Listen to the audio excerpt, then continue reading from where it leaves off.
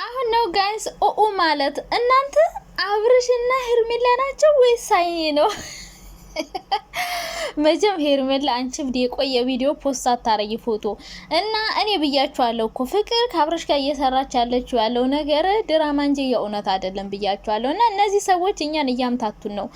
አብርሽ እንግዲህ ተገልብጦ ወደ ሄርሜላ ሄዶ ይሁን ሄርሜላ አስገድዳ አበባ ሰጥተው ይሁን መቼም አብረን ፎቶ እንነሳ ከተባለ ይነሳል። እና ያን ያው ሴንሲቲቭ ለማድረግ የማይፈጥሩት ነገር የለም። እና ዛሬ አብርሽና ሄርሜላ ቀጭቋ ብለው አበባ ይዘው ምናምን ፎቶ ፖስት አድርገዋል ማለት ነው። አረ የጤና ያርግላችሁ። ለማንኛውም የእውነት አብርሽ ተመልሶ ከሆነ ጥሩ ነው። ከፍቅር ጋር ያው ፍቅር እንዳልጀመሩ ሁላችንም እኔም አውቃለሁ፣ ሁላችሁም ታውቃላችሁ። መቼም ያው ለድምቀቱ ተብሎ ነው አብርሽ ፍቅርንም ለማገዝ ፍቅርም ደግሞ ያው ተወና ላይ ጎበዝ ስለሆነች አክተር ስለሆነች ነው አብርሽ የመረጣት እንጂ ሴት አጥቶ አይደለም። በነገራችን ላይ ስንት ቀውላላ ሴት አለ ቲክቶክ ላይ ዩቲዩብ ላይ ምናምን መፈመስ የሚፈልግ ግን እነሱ ደግሞ እንደ ፍቅር አክት አያደርጉለትም። ለዛ ነው ፍቅርን የመረጣት እንጂ ሌላ ሴት አጥቶ ምናምን አይደለም። እና እንግዲህ ፍቅርዬ አክትዬ እናንተ ሰዎች እኮ ምን ይሻላችኋል? እና ሩታ እንግዲህ ደግሞ ዛሬ አሁን ከሄርሜላ ጋር ልትጣይ ነው ወይስ ምን ልታረጊ ነው አላቅም። እና አብርሽ ያው ዞሮ ዩቲዩብ ላይ ተጽዕኖ ፈጣሪ መሆን ነው።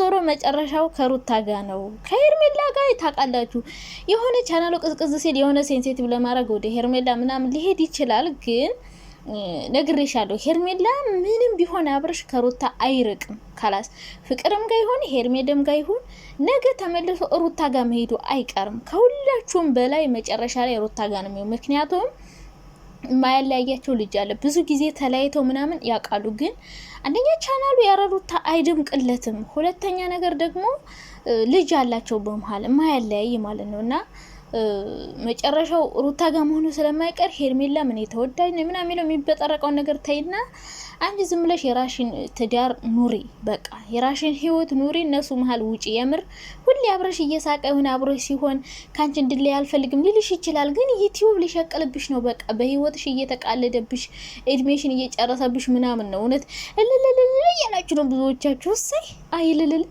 የምትሉት እኮ በሷ ጸንቶ ቀለበቱን ማስሮላት ምናምን ሁሉን ተንበርክኮ ቀለበት አስሮላት እኮ ምንም እንዳላረገ እንደማያውቃት እኮ ነው ፊቱን አዙሮባት ሄደ አብረሽ። እና ታዲያ አሁን አብረሽ እንደው ለሄርሜላ አስደስቷት ይኖራል ብላችሁ ነው የምታስቡት? ሄርሜላ እኮ ባጣቆኝ ናት። ባጣቆኝ የሆነ ቀን ድብር ሲለው የሆነ ቀን ከሩታ ጋር ሲጣላ ወይ ደግሞ ፍቅር ሂድልኝ በቃ ካንተ ጋር መስራት አልፈልግም ከነሱ ጋር መደባደብ መጣላት አልፈልግም ብሎ ይሆናል። ወይ ደግሞ ሩታና ፍቅር ደግሞ ባንድ ሆነው ደግሞ ሄርሜላ ጋር ሲጣሉ የሚያሳይ ቪዲዮ ሊሰሩ ይሆናል። እና ህፃናት ልጆችን ግን በነገራችን ላይ የነዚህን ሰዎች ቪዲዮ እንዳታሳዩቸው። በጣም ነው የሚደብረው፣ የሚያስጠላው፣ ዝሙት ነው የሚያስተምረው በነገራችን ላይና ከሄርሜላ ጋር እንግዲህ ፎቶ ፖስት አድርጓል። የቆየ ይሁን አዲስ ይሁን አናቅም። እንግዲህ ማታ ነው የምናየው።